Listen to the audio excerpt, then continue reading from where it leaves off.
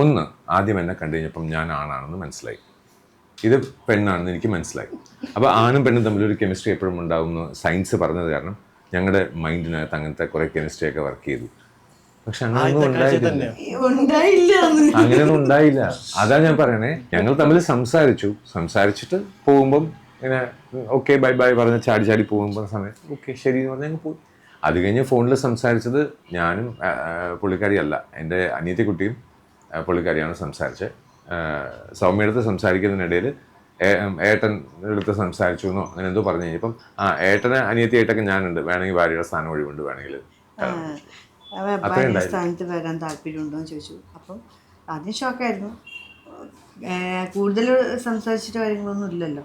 പിന്നെ ഞാൻ മോളോട് സംസാരിച്ചപ്പോൾ മോൾ ഓക്കെ പറഞ്ഞു.